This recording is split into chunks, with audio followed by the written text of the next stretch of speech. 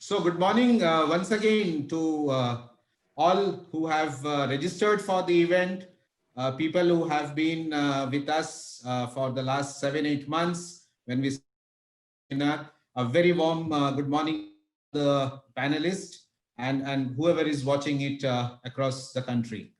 Uh, this is our 30th webinar, and this is a journey, as I said, we started around 8 months back, and there has been an overwhelming response to these webinars. Every time we have we're doing it every Tuesday. There's been overwhelming response, and it has done is it has helped the HR fraternity, the job seekers, and of course, the people who have been in within jobs, and of course into multiple modes of employment, come learn, and most interestingly, think about how the workforce and the future is going to be. So today's topic, what we are doing is the topic for today of creating formal employment and building agility.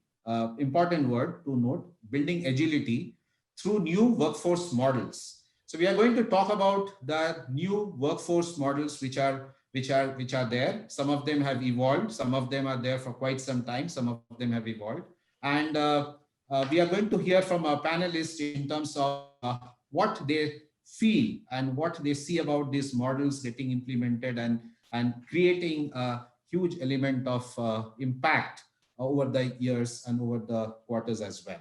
So before I do that, I would like to introduce our esteemed panelists for the day. So we have Mr. Sumit Bhattacharya. Sumit Bhattacharya is Strategy Head Human Capital. He represents the company Propello Innovations Private Limited. His career spans close to around 20-25 years. His previous organizations have been Shrey Infrastructure Finance Limited. He has also worked with Microsec Capital Limited, Khadim India Limited, International Institute of Information Technology. He has also worked with Astral Sys Software India Private Limited. Also teaching in Napier University in UK. Sumit, welcome to the program. Welcome to the webinar, and we look forward to hear from you. You have a vast experience. You have been a teacher, and you have worked in multiple organizations. You have seen this throughout your career. We will look forward to hear from you a lot. Thank you. Okay, our next panelist for today is Preeti Chaudhary. Preeti is Chief Human Resources Officer of Huladeck Recycling Private Limited. It's a very interesting organization. It's a fair organization, but it's a very interesting organization. We are going to hear a lot from Preeti about it. She is also somebody who represents, the fraternity, the women fraternity, and of course, in terms of the career building that has happened. She has her career spans close to between 5 to 7 years. Her previous organization, she has worked with Vaxia Spectrum Filtration Private Limited, Threshold Reality. Welcome to the webinar, Preeti, and we look forward to hear from you with respect to the new workforce models and implemented, right? Thank you so much. Move to Pradeep Hadgaonkar. Pradeep has been with Kane Private Limited as head HR. He has years of experience, and his previous organizations have been Sandhar Technologies and Usha Amorphous Metals Limited. Pradeep, you represent the organization. Of course, it's a manufacturing organization where it is traditionally some of the workforce models have been implemented, and you have evidence that these models have brought in. And of course, today you have the gig workforce also coming in, and there is going to be a lot of assimilation in that. So we look to you from that perspective. I'm sure it's going to be a lot of interesting thoughts and facts that will come out. Great. Sure. I think, Thank you. Yeah. So welcome to the webinar once again, all of you. So we'll get going. So I think how do we put it across that we have seen a number of new workforce models emerging over the past few years. We have seen contractual workforce, we call it staffing, right? Temporary staffing, temp staffing. That itself now has also kind of branched out into short-term contracts, long-term contracts, seasonal hiring, right? So these are the models. Apart from that, of course, we have the gig workforce, right? So what I would like to go to Pradeep first. Uh, I mean, how these new models and how has these new models shaped up and helped organizations, right? And of course, how have they been able to help create more of formal employment is what we would like to hear from you, Pradeep. Thank you. Thank you, Sumit, for this nice opportunity. And it's back with the panelists like Preeti and Sumit is also there. So better, what I can explain is depending upon my experience. And I worked with mainly automobile companies previously, Sandhar and now Kehin. I started from Asian Paints, Onida, and Usha. These are the companies where I worked for quite some time. And after that, the main working experience was automobile industry, that is Sandhar and Kehit 5 Private Limited. It's a Japanese. So that is a traditional has changed. I seen the phases from the initial, like you for after 10 year and now situation, and now we are moving to next 10-year period also. Things are changing very fast. Initial days we used to have employees in the companies, permanent employees, and the contracted employees working for maybe 5 years, 6 years, 7 year, 8 year.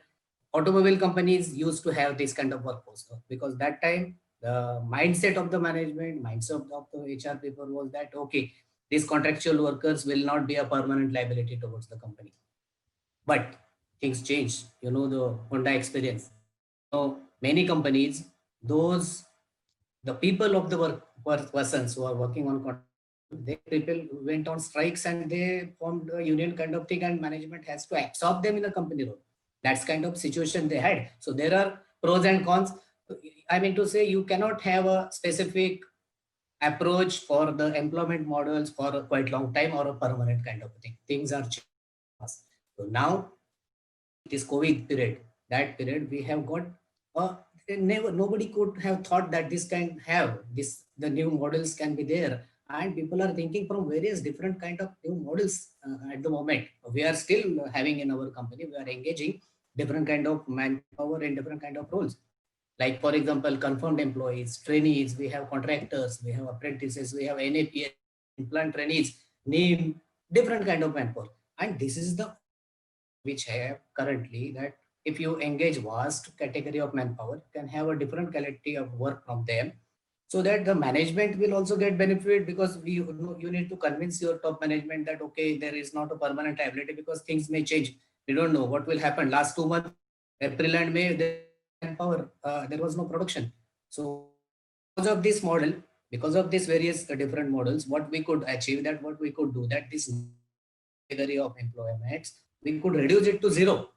So it's a good benefit to the company. So my request would be definitely things are changing, and there could be more and more new things are coming, like gig manpower and all. And we should, I think, look at from the fresher perspective. But things will change very soon. Okay, so Pradeep, what you specifically highlighted is a mix and match of this workforce helps organizations to build something called as an agile workforce. It helps organizations to react to severity Situation. or severe situations, pandemic Yes. one, and I think that's been the testimony that how things can be adverse and still Yes. work out kind of things. Okay, that's Yes. Yes. interesting thought. I think we will kind of hover around that point as we Sure. series. Sure. Sure. Next, I would like to go to Sumit. Sumit, again with the workforce available today, and you have seen this workforce across all the industries, the companies that you have worked for. Uh, how do you think these models are helping, and going forward, how do you think these models are going to help? Thank you, Sudeep. Thank you, Pradeep and Preeti. Pradeep has highlighted the main points. the view of mine, because I have been doing this temp staff as well as contractual this thing for so many years. In I started in while I came back to India around 2006 when I was in Khadims. Sorry, 2004 when I was in Khadim. So I have introduced temp staff coincidentally with Tim Lee's. Coincidentally, uh, what is, and now also I am doing the temp staffing as well as contractual. So to me, for first thing is yes, pandemic is definitely a catalyst, but however, to me, temp staffing workforce, I'm coming into gig workforce, contractual or temp staffing has advantages, more advantages than disadvantages. So what I found only the disadvantage. So what are the advantages? I am not considering pandemic because now it's there. Pandemic today is there. Tomorrow it will be over. Tomorrow we will again go back to our normal life. We have seen how many companies are coming. I mean, asking their employees, including Google, asking them their employees to join and work from office because work from home is not at both and. So coming back to the point, temp staffing or contractual, the main advantage is the performance of the individual as well as the performance of because individual performances depend on the company's. So temp staffing is taking much more ahead steps to getting into formal employment, which I was discussing with Sudeep. There is a uh, of a, I mean, structured thing that is I mean, through temp staff, they will be getting in many companies. I have seen, though I have not experienced in my company because I am very particular. Not getting later. Even I have seen when meet the statutory authorities that most of the staffing companies are not statutory contribution. But again, for good companies with temp staff, it gives me at least giving me the good performance result both from employee angle as well as company angle. Uh, so well, while performance is the main criteria to have temp staffing, why? Because always it is there because in normal staffing, I mean to say temp staff, perm staffing, or which someone suppose someone is employed for 2 to 3 years, 4 years, 5 years, 6 years. So if there is a performance low by whatever may be the reason, what we will think? We will think, okay, maximum this time increment will be lesser or no increment, but for a long. But in temp staffing, specifically or contractual, employees are very much concerned on their performance because now in this new world, irrespective of again, if I perform, I stay, otherwise I will perish. Simple. So here the advantages are there with temp staffing or contractual mode. So definitely with good companies, if the temp staffing advantages are much, and of course, certain disadvantages are there. Like I have seen in my in my previous company as well as in my previous company here also, where there is a risk. Suppose collection department, because especially is NBFC, even where I am there, where service people are there, where the sales people, cash is getting collected through cash. I mean, sorry, the collection is getting through the collected through the cash. Generally, especially in NBFC, avoid that. So if we do something strategically, if we take care of that liability, because obviously then temp staffing has no Sure. second alternate. So that is my view. Right. So I Thank think you. Sumit will come to those specific, roles. We have certain questions where we are talking about specific job roles and etc. I'll come back to you on to you.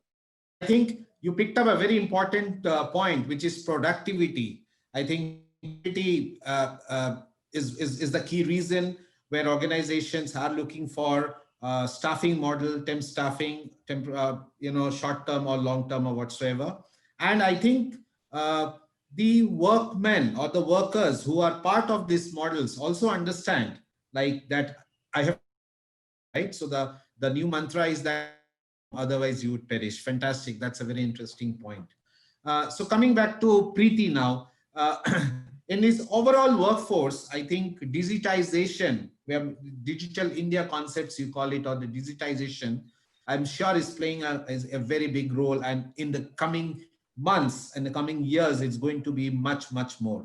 So you represent a fairly young organization where all the models kind of are there open for you to adopt. Some of you have adopted, and of course you as an organization is heavily focused on digitization as well. Your thoughts on these models, and how do you think digitization will play a key role in enhancing these models further? Right.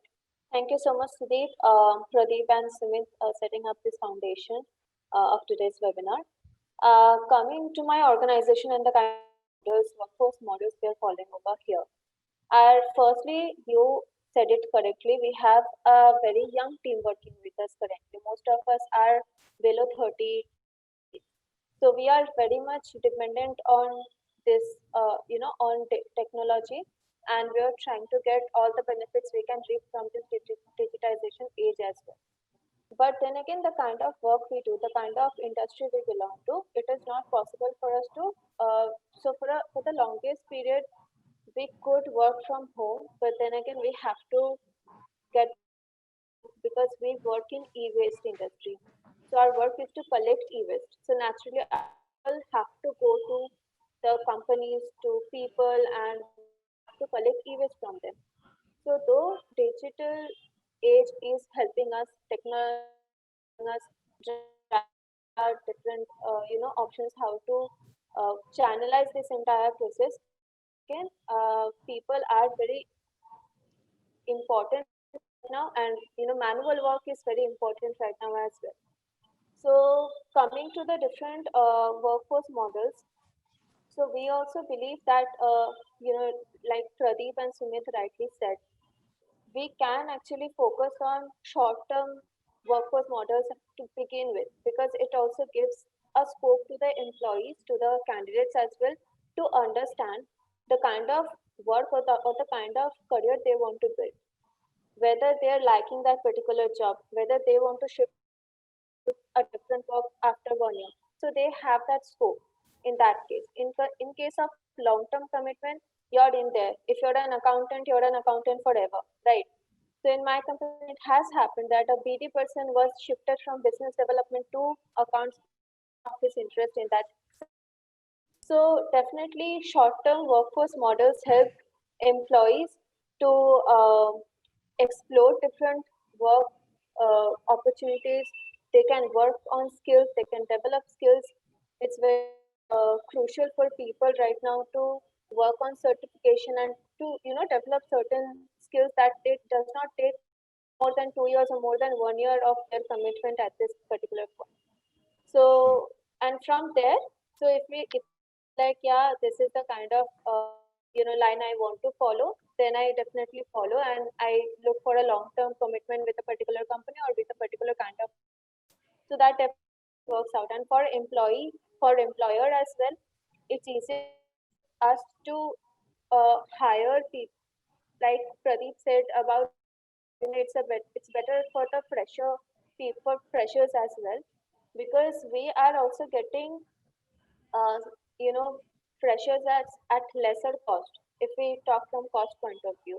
So we are getting to hire people at lesser salary or wage or whatever you can say, and then we can also train them, and they become more professional in that particular, or more skilled in that work or in that particular field.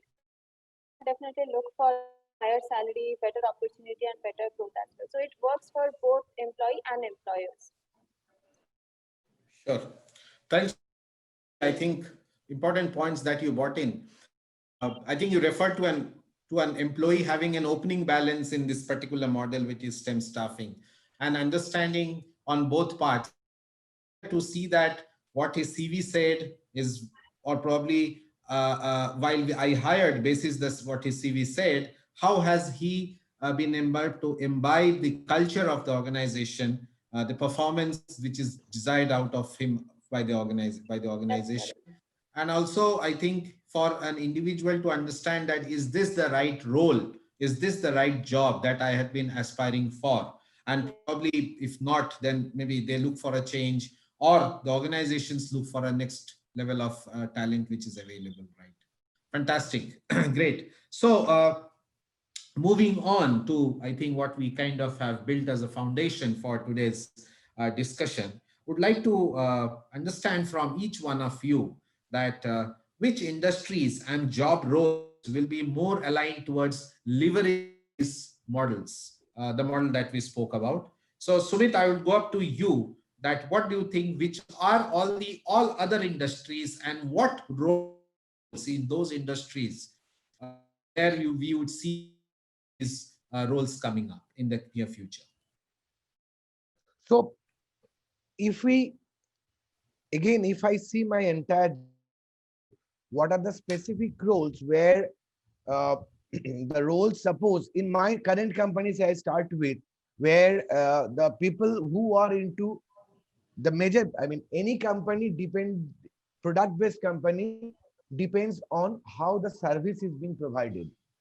Because unless if the product is there but service is not there, so there will be a bad image in the market, and ultimately the company will go into a, in a, I mean, different stage altogether.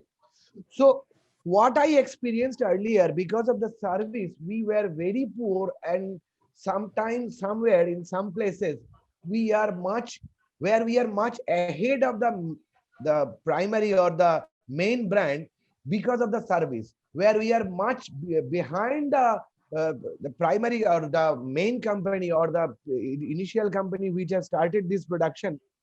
We are much behind just because of the poor service. So initially we thought, let's hire all the service people through model, again because of the performance thing and other thing. Why? I'll come later. So one is where the service people are there, where people are giving services for service technique. Second is the traditional thought was there, let us outsource only the security guards and the peons, errand boys, something like that. The concept has changed. The concept has changed because peons and security guard, to my opinion, in spite of having those into temp staffing, I am not bothered whether they are into temp staff model or pound staff model. I am bothered where my revenue is coming. Some way, the lower, I mean, where the second tier or third tier of sales people are, the collection people are there. So they needs to be uh, contract basis or on temp staffing basis, because if we now we know the generation, VUCA world, all these things we have all discussed, nothing actually has been changed, to my opinion. So when I was in US, specifically into the role of H-1B visa, I mean the recruitment to from India. Again, that is also a contractual. So things have not been changed. Our mindset was different, and right now our mindset is different. To me, the specific role where the cruciality or the severity is little lesser, and at the same time where the revenue is directly uh, linked with those people, collection service, let's include them into this model. This will give better result for us, to be very specific. I will come to the traditional to uh, new concept or new model, the thought behind that little later. So this is the specific roles as far as these are concerned, even in insurance sector as well here. So yes, temp staff is only the solution, but again with good vendor. Sure. And what about consumer, FMCG, and retail? Because you come from have background, you come from that background as well. So what about those companies? So in consumer durable or FMCG. So if I say about Khadim's experience, those, I mean, in 2004 onwards, we started this. Those who are into stores, except the store manager, because store, there is a reason, because of the, that was the business reason. Store manager was there to take care of the, he's liable for something which is company direct related. So except for store manager, all were outsourced. Why? Because again, continuous monitoring. Here the point is, thinking, well, traditional thinking was to disengage them, outsource them, to get rid of non-performer, outsource them. But specifically for hiring, agency management, career development, to attrition management, these are the main focus where in, I mean, in FMCG sector, even we have outsourced, we are outsourcing the salespeople as well. We are outsourcing branding as well. Branding role. We are outsourcing those who are coordinating with with the distributors, not for sale. That is for the lead generation. Again, not for sales or marketing. That is a separate vertical. We are outsourcing them. We are outsourcing. I'm not talking outsourcing, even to some extent, those who are, we do have another company which is into NBFC, my company group. We are outsourcing all the employees of those NBFCs, those who are into, except for accounts, those all are there. We are outsourcing them as well. There is a reason for it. There's a reason for it. Because we need to get the right people right now. Because of pandemic, lots of people are available in the market, but getting talent, right talent, is difficult. So here we are going into outsourcing model or temp staffing, because good vendors like Teamlease, which I have seen, they are giving us right sourcing as well. Sure. Great. So I think, yeah, we got a flavor in terms of the models which are implemented, why performance is one of the interesting things, what kind of job roles we will see much more in the coming days as well. So next I would move to Pradeep. What more? I mean, you again represent an industry which has a traditional aspect, and then things are changing. Automation, digitization is happening, right? Instruments have been automated. So it's not a typical masculine environment. It's more to do with digital equipment.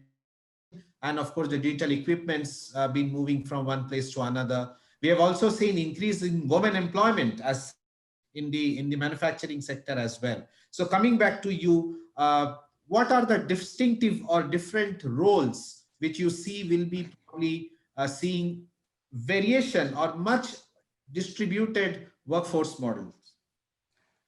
That's very nice. And Sumit has rightly explained. And Sumit, I really like this concept, what he has explained. Thing is, I think, to the next generation, the next new normal. Various things, like earlier you couldn't imagine even outsourcing a manufacturing industry, a payroll activity, HR activity, but now things are happening. The people who are definitely for a digitization area, instead of giving them training, companies are thinking to have a trimmer workforce for this kind of non-required kind of activity. So that things are going on. But currently it is not so, but in future, maybe these kind of models will be successful model for the manufacturing industries. And as far as this temp staff model is concerned, we have like manufacturing industry, every industry, these people are having the temp staff category of employment models, because sometimes the manufacturing requirement goes up. So that time we should have this kind of workforce for temporary period. But if it is not there, we can reduce it. Flexibility should be there. So that is very important. And I definitely suggest that we should have this outsourcing model as a future employment model. Any kind of a company, even manufacturing industries are also in the same line. So Pradeep, we would like to know from you that in a shop floor, what are the distinctive roles and designations where you can see, or we can see people further getting into contractual mode?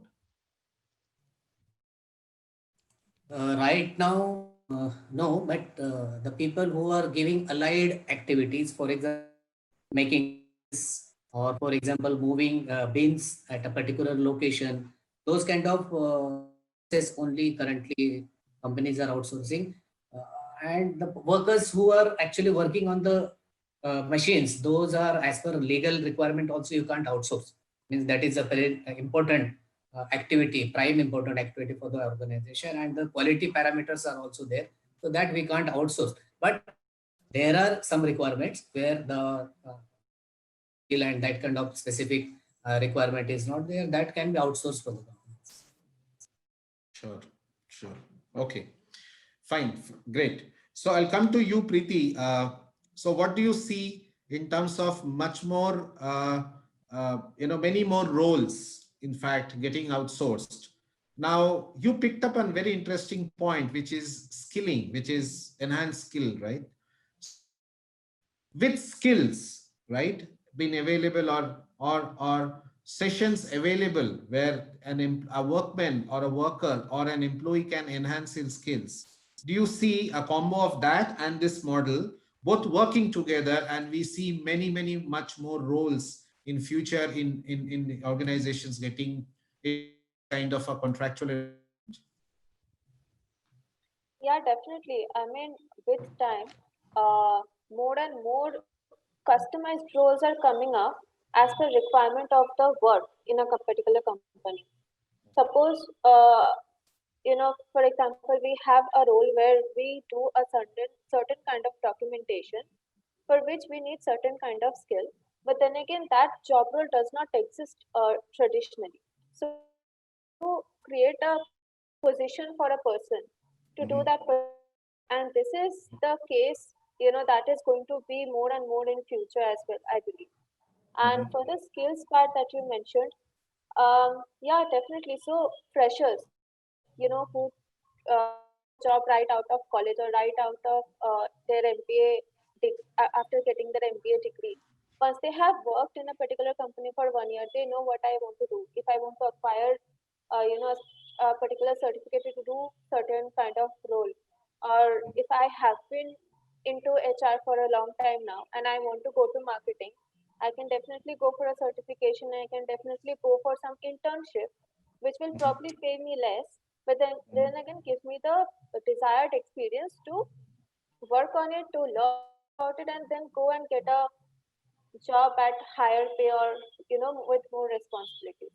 So a Sure. combination of contractual stuffing or short-term stuffing with upskilling yourself definitely is going to work and is going to be the thing in future as well. Sure, sure. So, Preeti, I'll stay back with you. I think I'll move to the next question. What are the factors that will help decide the right workforce model for your organization?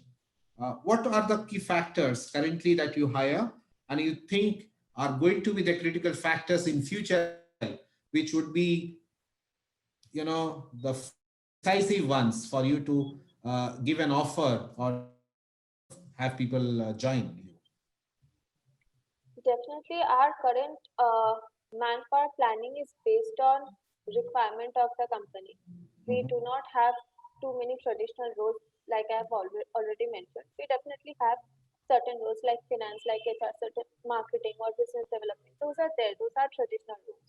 Then apart from that, we have certain positions which are particularly to serve a certain kind of the company, of the organization. So yeah, so our workforce model definitely, or our manpower planning definitely depends on that requirement, and of course cost, because being a startup, we are moving from startup to a more stable organization, going through the transition process right now. But then again, cost is a huge factor for us, like how much we're spending on a particular resource and how much we're getting in return from that particular person. And we do focus on training as well, like we get trainers from outside, and we try to upskill our employees, personal benefit and also for the growth of the company as well.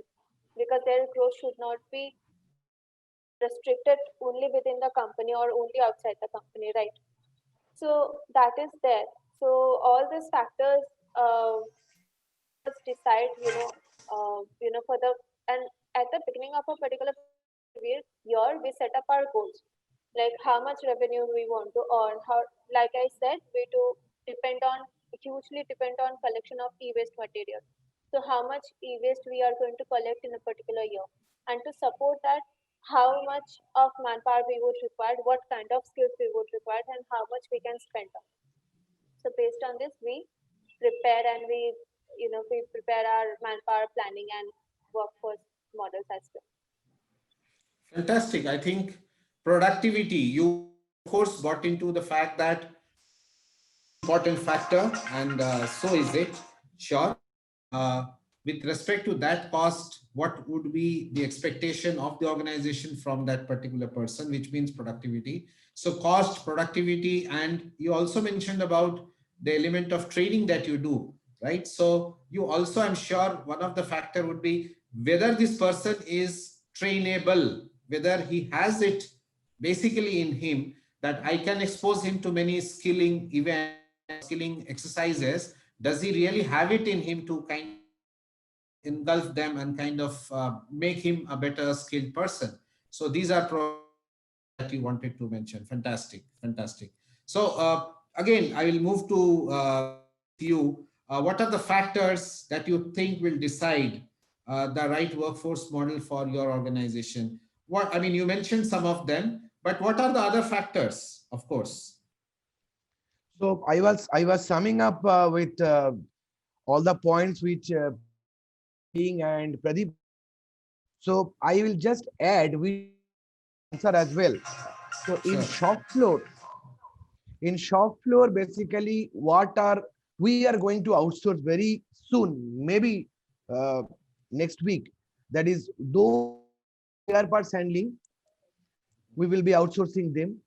Even those who are at semi-skilled or unskilled level at operator level, suppose taker driver, just giving an example, we are going to outsource them because here the pandemic is playing a major role, uh, because nowadays it is better to have something than nothing.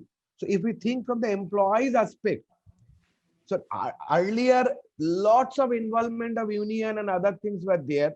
So right now, because of some of the reasons and centering it to these are now little bit of lower. So therefore, this is the right time to uh, streaming your organizational force, your workforce, which Pradeep has highlighted initially.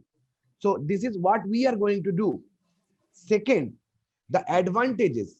So I will add the cost part, which Preeti has highlighted from technology angle. So this SaaS-based, cloud-based HCM, most of the companies are having, right? So what I have made a research. So if I take HCM package and develop it for those who are going to be, so it will have higher cost than the good vendors cost, which are because they are coming up with their own HCM, which can be integrated through open APIs very smoothly, very smoothly. If I have my company is having IT team, by simple making a middleware, these two open APIs can be fed, can be integrated, and of course the because of their own again, good vendors are coming up with their own many features in one single app, which is connected to their HCM, which through my HCM. So it is much more cheaper if we develop it over here. So what is happening from cost angle, it is much more lesser. This is one which I thought with Preeti. Second is Sure. upskilling. What I have experienced, I'm adding just Preeti's point. Again, because of performance or perish productivity issue, self-learning module, self-learning concept amongst even at the level of semi-skilled worker, it has grown up like anything. So what we used to do, we used to gather, we have mixed and matched workforce, those who are temp staff as well as perm staff, and we have ultimately we have seen that those temp staffing or contractual, they are much more learning oriented than those who are into the organization for long. Again, productivity issue, Matthew effect. I'll discuss it little later. So anyway, so self-learning activity are much more effective in those specifically contractual employees. And I want to just a moment. There is a question over here. Anyway, Yeah, so I'll pick it. I'll pick it up. Well, I'll pick it up. Now, employee engagement, third point. So, since there is a feeling, we all are human beings. If I am being temp staff and I'm working with other firm staff, I have a feeling that people are whether they will take me in employee engagement activities or not. So we are basically, we all HR, with due respect to the HR fraternity, we are restricting ourselves on employee engagement activities, fun at work activity. It's not actually that the thing. Fun at work activity, picnic or whatever the activities we have 30 books over there. These are one part. Employee engagement starts with, again to me, start with job specification, job description, job specification, into KRA KPI. So obviously, those who are into temp staff, they will also expect to engage themselves through their own KRA KPI. So if we, it depends absolutely on company management, company's openness. If we give them as well the same KRA KPI, they will think proud of themselves, and because of this pride will be much higher in future for the similar role where the other normal stuff is there. Again, this is my experience with due respect to all HR members fraternity. This is I have experienced. Sure. And fourth one definitely is operational angle.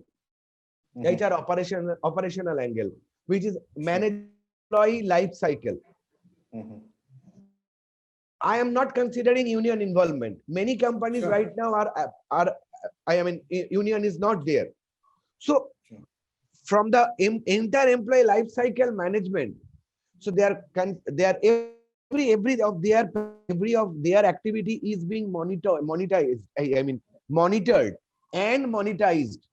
If someone is taking the responsibility, I can concentrate on my job as a strategy head. I can concentrate on my job to improve the business, so that for their improvement, this is the cycle. So this is another aspect which I don't need to take care if good vendors are taking care. That's all from my angle so far. Thank you, Sudeep. Sure. Great.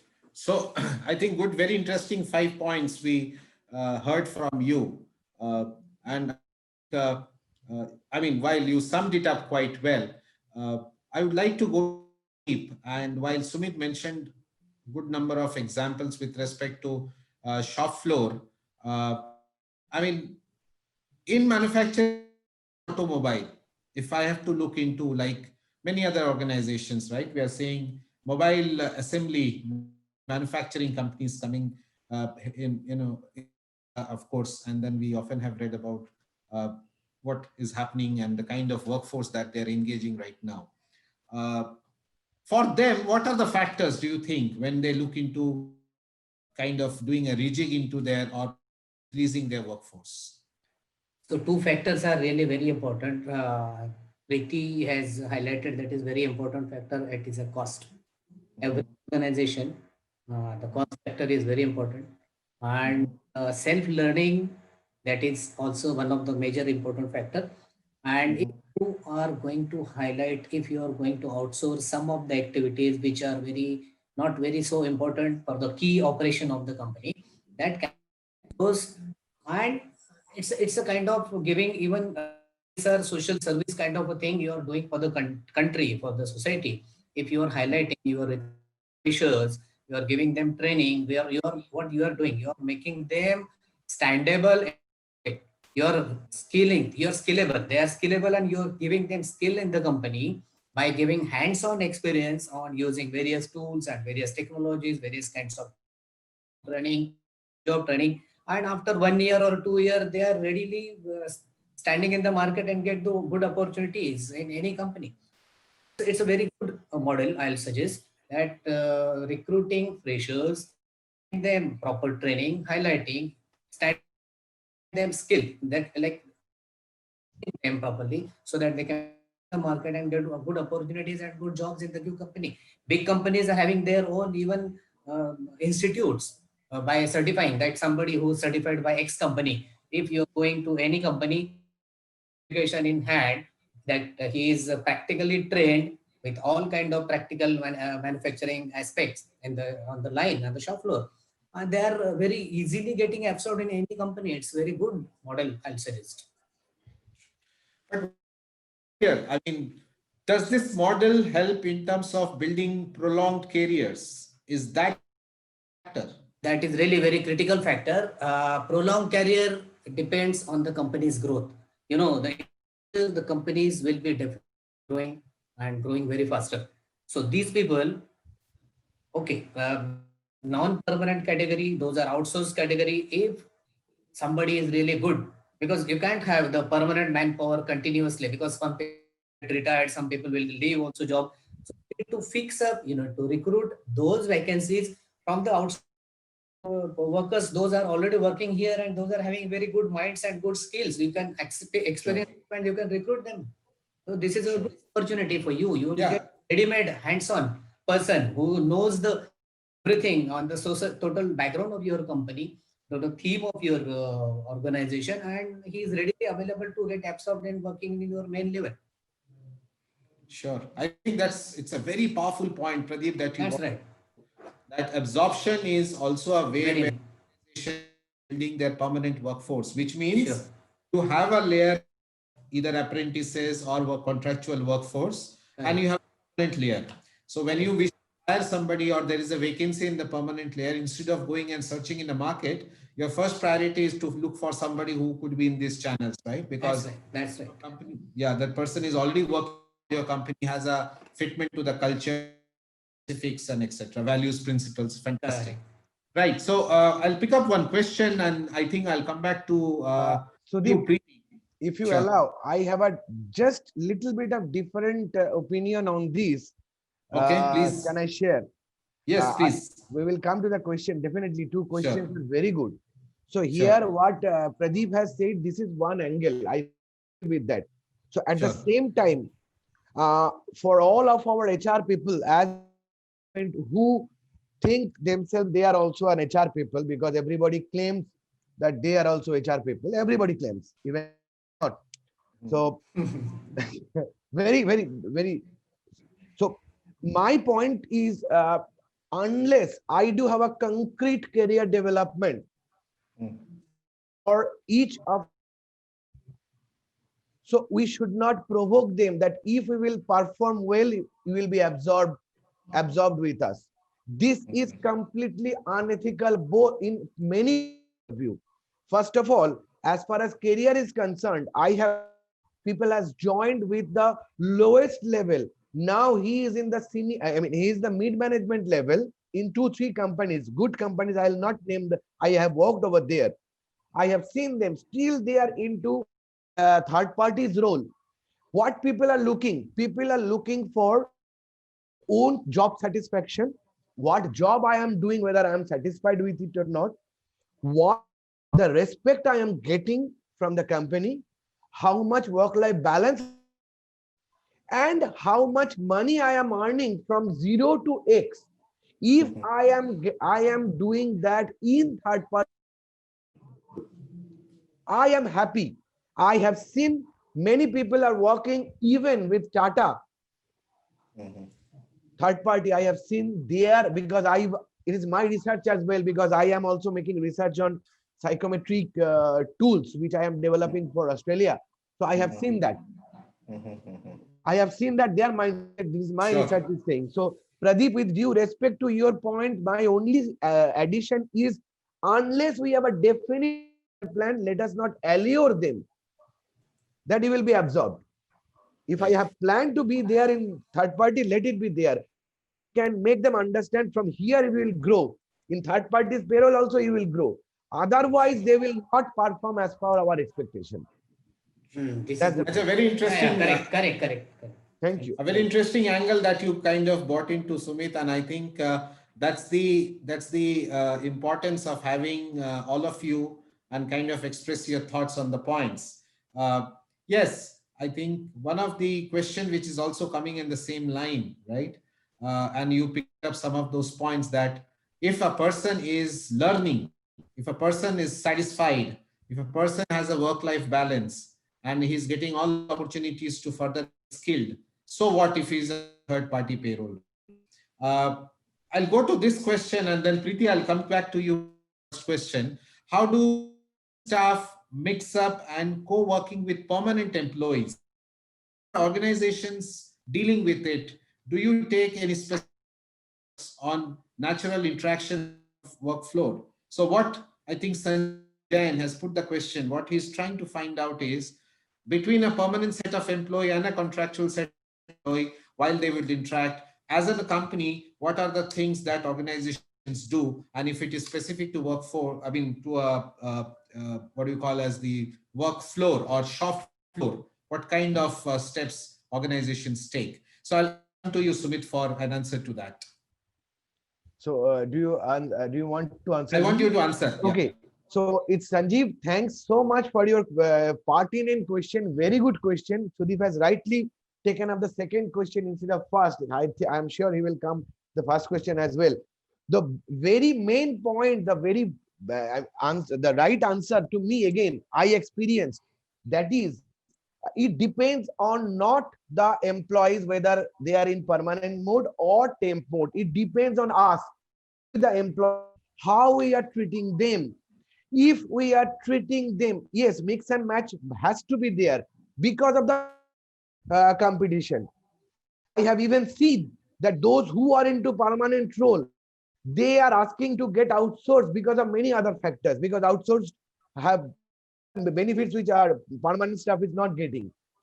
I'm coming because of the statutory angle, because of the other thing. But from us, it is our responsibility to treat them equally. Think we will suppress that Mr. X is under third party's role. It will not get suppressed. I mean, everybody will get to know. With a backdrop that everybody knows everything. To answer your question, that unless we are taking them in all activities, forgetting for a single that they are outsourced role, we will not involve. We will be doing a mistake. Management angle, how open we are here comes flourishing. We have seen many companies with lots of third party employees. They are doing the business very well. Why? Because of the employer's involvement. It depends on employee value proposition. How the values are being proposed, how the values are being injected on each of them, and how the values are imbibed them without any discrimination will give a definite benefit to us. But again, it depends on us, not at all depends on the employees, whether permanent or contractual. I think Sure. I have answered your question, Sanjeev. If not, Sure. please ask. Sure. Thanks. So I think the next question is from a gentleman called Avaya Reddy Badeli. And I think for this, I will go to you, Preeti. So 20% of total workforce are prefer to, or are rather prefer to work on gig working than working for one company. So this is a new India, right? Where I think the younger workforce or the gig workforce is talking about being engaged with 2-3 distinctive kind of working, right? So my question to you is, how do you look at it, your views into that? And do you see that such syndrome and such thoughts will actually, or such practice start uh, coming into industries across, like the likes of e-commerce, the consumer durable, FM, FSI, manufacturing, how much impact will this model make into these industries? Your views, please. Yeah, thank you so much for the question. Um, yes, Sudeep. The generation that I belong to, I know for a fact that I'm not going to work in a particular company till I'm 60, in my 60s, right? So it is for sure that people are not looking for, a really like 5 years, 10 years of employment in a particular company for a very crucial factor, which is growth. Because when you're in a company for so long, it's the case 10 years back, but now if you're in a company for so long, after 5 years, 10 years, your growth sort of comes to stagnancy. And also, it so happens that you get comfortable in the position that you are in. So you do not try to get better at what you're doing. Yeah. So it is very important for a person to change jobs after a few years, to learn more things, to up themselves, and so on. So coming to this gig workforce kind of model, so people are focused on skills right now. Like for example, a role called back office. 10 years back or 15 years back, person has joined in a back office role. They would just be like a computer operator who would just do documentation, and they can fit into any company, and they'll just do that same thing over and over again. But there is no particular skill related to that, right? Attached to that. But then coming to gigs, so many are working on freelance right now. People are, you know, they are earning well, they have a good permanent job, but they're leaving it because satisfaction and also because of the money. Because freelancing down the line brings a lot of money for sure. So, so gig workforce model is a thing which our new generation are, welcoming and accepting, and also the industry is welcoming them as well. And across industries, like you mentioned, like e-commerce and even industries which are related to different creative skills or creative, field of work, like poetry, writing, or graphic designing and so on. So definitely, this is very important. It's an important workforce model, and definitely it's a thing that people will more and more get into in future. Sure. So I'll kind of point. So what we are hearing, and I think this I will kind of touch upon all three of you. What we are hearing is the ambition of this gig workforce is also very different, and I think a part of that is coming out from the question of what we have even heard or learned as well. That the ambition is different. I think a little traditional in kind of environment. People had been thinking of having a house and having in a car milestones, right? I mean, they had kind of kept and they felt that, yes, this is one of the reasons why I need to be in a job or in continued employment. I think the gig workforce is talking about seeing the world. So one of their ambition, so it's not about any house or car, it's about ability to kind of see the, for which they need time. So they're talking about working for probably 9 months and 3 months, spending time to see the world. They're talking about pursuing hobby as an important thing in their life. Like somebody might be a techie, but life actually makes. So chocolate making is a hobby and hence wants to get involved into that. So these are thoughts, these are how gig workforce is expressing their ambition and all. Sumit, I mean, I'll come after Sumit. I think Pradeep, I'll come to you. As an economy, as a country, as a work front, we are going to adapt to this. Be the challenges to adaptability of all this, and how do you think all this will kind of get into, the mainstream thinking? Thank you, Sudeep. Preeti has highlighted the point. I am trying to establish my point from my experience and understanding with uh, working on this model. In future, in very near future, gig workforce model has to have.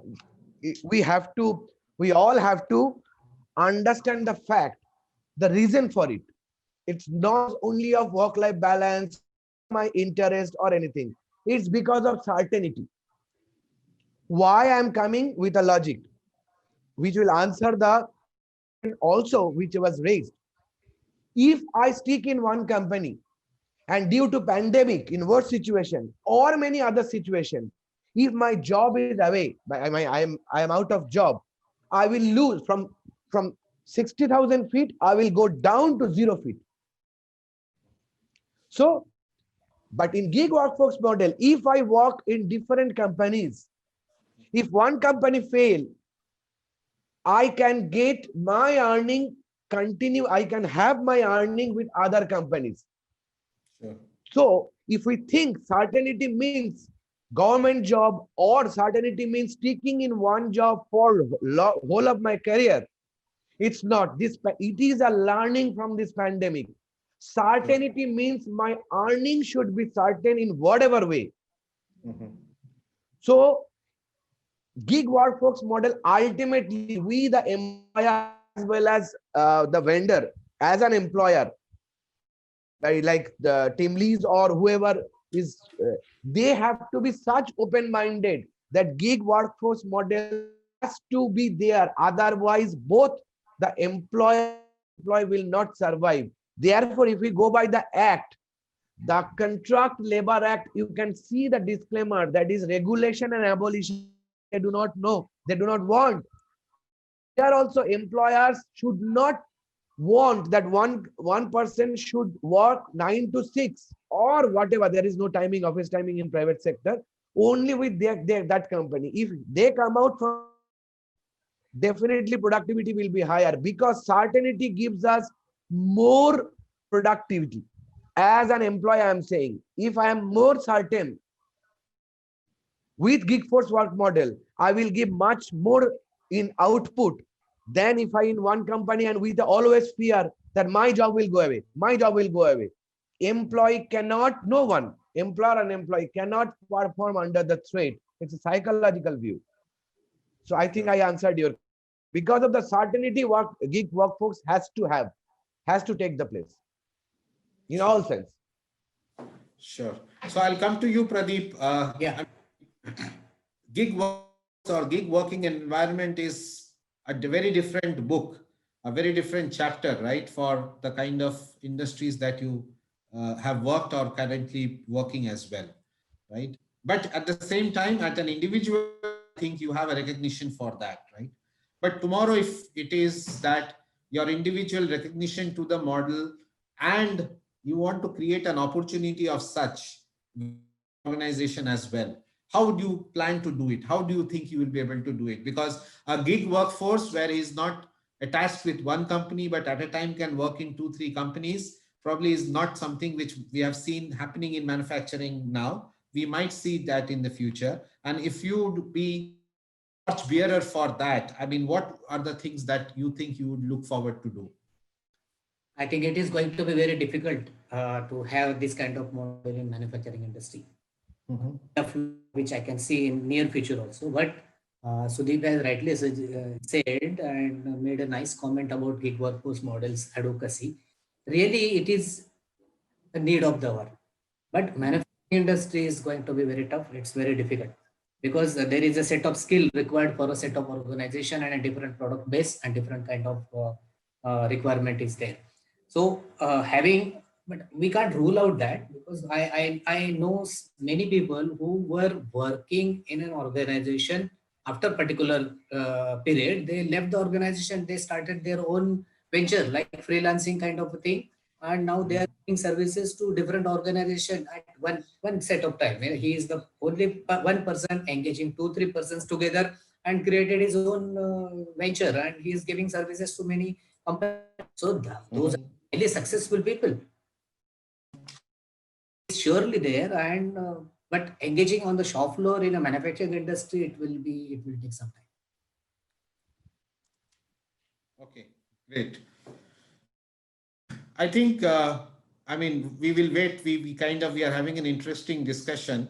We'll wait for some more questions. I'm sure some more questions will come up. Coming back to our, the outline that we kind of started or the kind of foundation that we have built for today's discussion.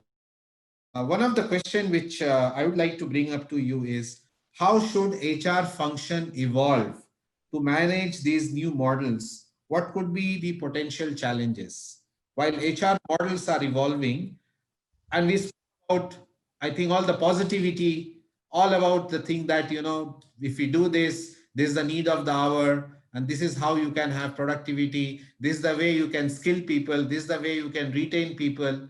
This is not the only thing, but I think understanding the ambition of the workforce and then aligning your workforce according to that, or your policies, principles, KPIs, KRAs, etc. We all understood.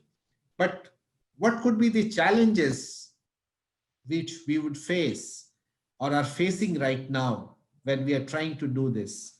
I'll do Preeti. I'd like to hear from you on this, and then I think we'll go to Pradeep and Sumit. Sure. Um, Definitely, these are ideas as of now, and like I've mentioned earlier, the implementation of it is something that's going to take a lot of time and effort as well, because ultimately we are dealing with humans with emotions and their feeling and everything. So having really high EQ for HR fraternity is very important at this moment, because any transition requires that. So yeah, so definitely I think talking to people, understanding their concerns, and also not to force someone into something. Okay, you were working in this way, now you have to work in another way because the company demands so. Because it does not work like that. Because a company runs on its human resources, right? So we have to be very empathetic to them, understand if they're facing any challenge, and to support them throughout this transition process is very much needed. I think with that we will be able to, come up with solutions of the problems that we face during this transition. Sure. Sumit, what are your views? See, if we review the last 20-30 years, the pandemic, post and pre-pandemic situation, we have been discussing VUCA world, we have been discussing millennials, all these things. But actually, if we see, nothing has changed. I'm talking of post-pandemic situation. Today they are millennial, tomorrow they will not be. So similarly happened with us as well. So what has changed actually? Change is technology, and because of technology, the speed, these two things actually take a new shape. Otherwise, there is no change as such. Okay. So now, So I mean, just an interesting point. I mean, just would like to pause you. So for our generation, you were also a millennial at your time, yes, and that's what you're saying. So for every generation, there is a millennial, and I think the only thing that happens is technology. Please continue. Okay, interesting point. Because I can give you my example where I have given resignation in my first company. Why?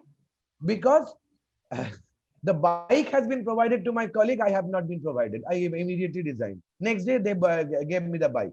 So again, the mindset has not been changed. So far we call it in different way, VUCA world, millennial, all these things. It is not changed at all. So the people demand, only change is technology. Now, what is the challenge that what HR is facing? Because of the technology, the skilling part, where we are, suppose employees are getting skilled in one thing. Now technology is taking care of that. So there is a threat to the employee. Now, how to upskill them? Not to compete with technology, but to work with technology and take it more advanced. That is the challenge of HR. Because HR is also a business partner. Nowadays, we have been often discussing HR business partner. That is a separate role as well. It is actually not. We all are business partner, HR business partner. We all, irrespective of our role, whether I'm a strategy head, human capital, big thing, whether anything, that doesn't matter. We all are business partner. So here, unless we are upskilling them with the technology advancement and whether they will be able to use that technology in an effective way Mhm. to hit the bottom line. That is first challenge. Mhm. Second is Sure. related to pandemic, specifically related to lockdown, mostly in Mhm. India, which had happened for a longer period. It is a Mhm. common human tendency by psychology, since I'm saying from my side, have gone the idea of laziness. I have seen that. It's suddenly, if I call them tomorrow from tomorrow and work for 8 hours, 9 hours, I will not get that output. So that is also another challenge to bring back to bring them back to the normal output model. This is the second challenge. It is happened because of pandemic and lockdown. People are sitting idle or working from home, where the normal work is much lesser than the office work. Mhm. Mhm. Because of employees are taking many things, this Mhm. webinar or this over the, I mean, web discussion having more strain. Yes, it is there, but ultimately people are becoming big, some to some extent lazy. If we point out the finger on you, another point is, another finger is on me as well. I have also understood the same way, which I have validated when I researched the psychometric thing, Mhm. psychology of the people. It's all across India. It happened. So this is the second challenge. Third challenge is, it is a demanding self-made idea of this generation, that Mhm. we are the new generation people. We need this thing. We need that thing. Mhm. It is a challenge from HR to come up with a logic. Yes, you need that, but why? This Mhm. why is not being asked in many occasions, especially in HR. HR just simply following what management is giving them the direction. Mhm. The moment I am asking why, because I am being faced this why from my employees, so why not I ask why? If Mhm. proper why is not behind that, I cannot answer my thing. So therefore, Sure. our challenge is customer. Everybody is customer to me as HR in my Mhm. company. Mhm. If I don't answer each of customers' query Mhm. because of some of the other reason, it's going Mhm. to be a challenge for me for my existence as well. So this is Mhm. nowadays a challenge. Mhm. So these Sure. things apparently are coming to my mind. So Sure. I am saying that. Sure. Pradeep, one of the challenges which I think post-pandemic, a lot of HR people are facing is getting people to come to office, right? Yeah. Now, one of the thought is that why I think the work from home worked well, which actually worked very well than what it was pre-pandemic, is because people had invested in the social capital for years together. So the familiarity of people, and of course, familiarity builds respect and many other things, right? So there has been an investment in social capital on which people encashed, right? But what is also seen is probably the new age workforce who have not worked together in an office for years together. For them, do you think because they have not invested so much of social capital, this work from home or remote working is going to be a hindrance as we go ahead in the years together? Yes, you are rightly touched up this point. It is really creating hindrance for this Gen Y category of the employees.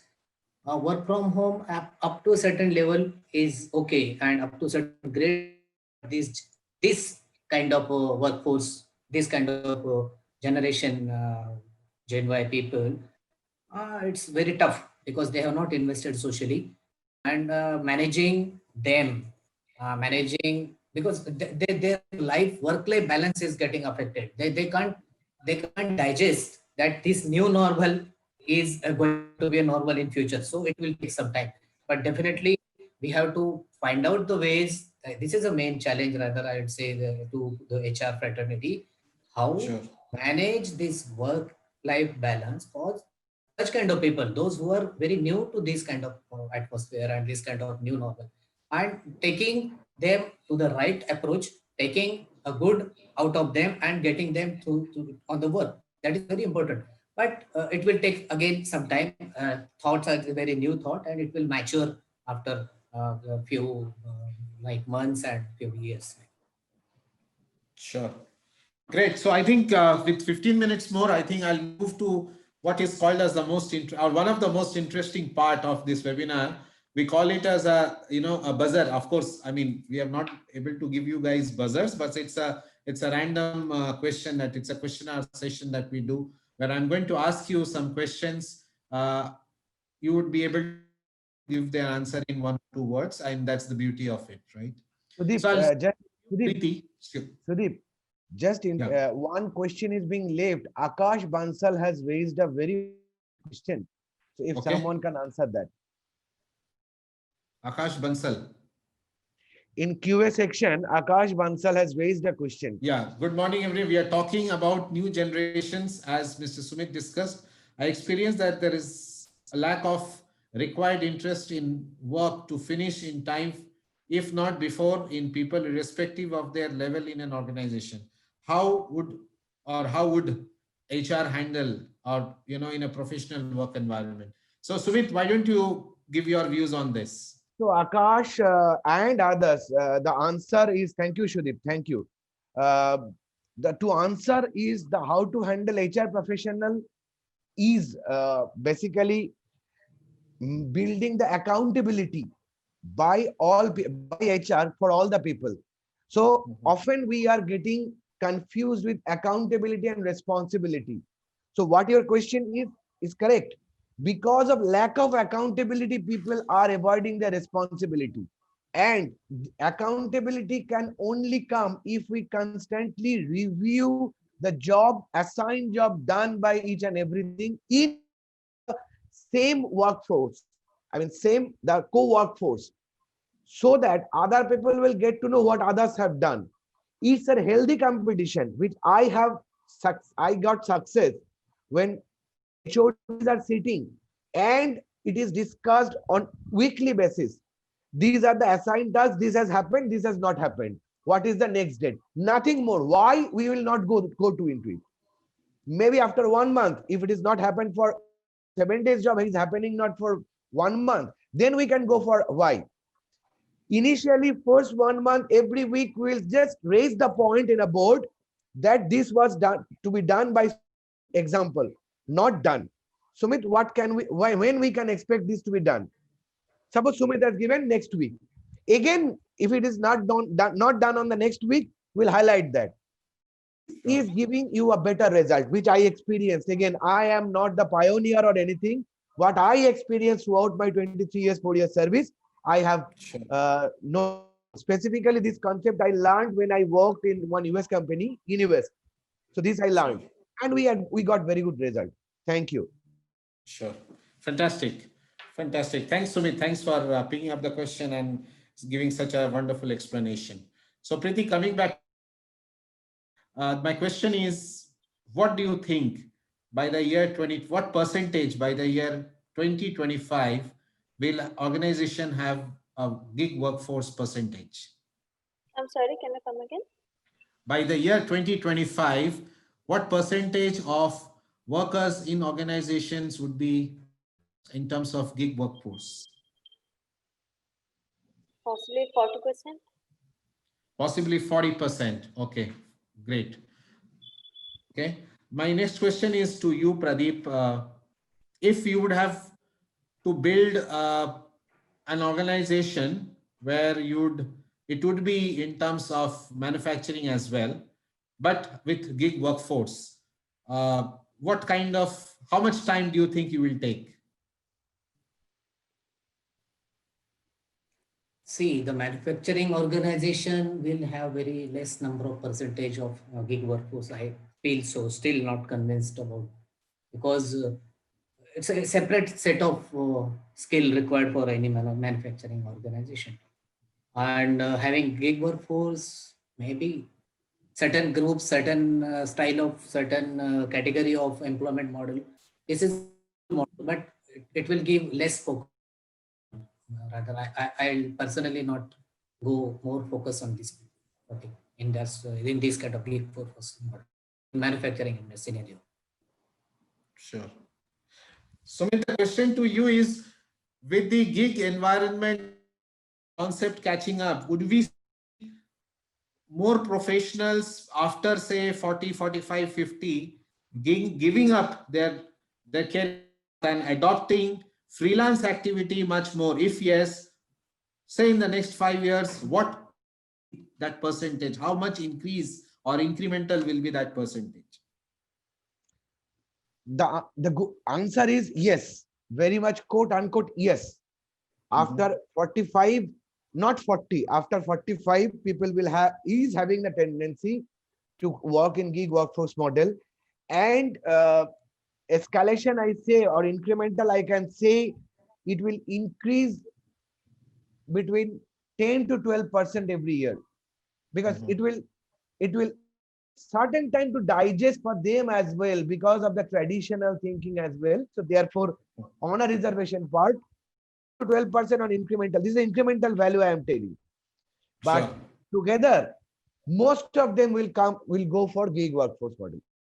Most of them. Sure. Sure.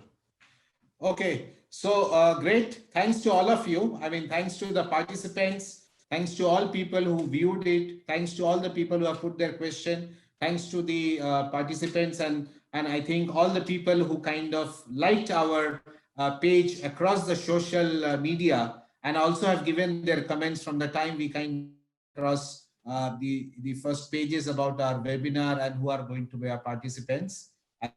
Started doing something which is also in terms of know our participants, know our panelists. And I think each one of them, I think the pages got a huge response. So thanks once again to Sumit, Pradeep and Preeti.